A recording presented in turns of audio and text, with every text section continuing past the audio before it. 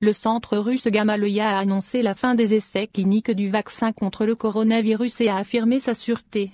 Dans une entrevue accordée à Sputnik, le directeur de l'Institut de médecine translationnelle et de biotechnologie de l'université, Vadim Tarasov, a indiqué que le vaccin russe contre le coronavirus a été développé dans les plus courts délais. Ainsi, il a expliqué cette rapidité par le fait que les chercheurs ont eu recours à une plateforme technologique élaborée au cours des 20 dernières années. Le vaccin est obtenu grâce à une méthode biotechnologique l'élab de laquelle le virus SARS-CoV-2, pathogène pour l'homme, n'est pas utilisé.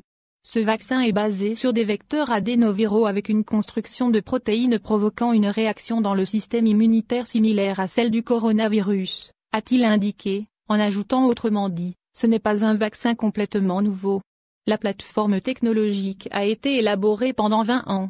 Et sur cette plateforme, des vaccins ont été conçus. En particulier, le vaccin contre Ebola et d'autres maladies selon M. Tarasov. L'un des facteurs déterminants à ce stade des essais était de prouver que le vaccin ne représentait aucun danger pour la santé, nous l'avons bien montré. Les volontaires qui ont reçu le vaccin l'ont bien toléré. C'est l'un des facteurs clés de cette phase des essais cliniques. Autrement dit, le vaccin peut être utilisé, a-t-il attesté. Néanmoins, le spécialiste reste prudent quant à l'efficacité du vaccin. La question du développement de l'immunité est une histoire un peu plus complexe.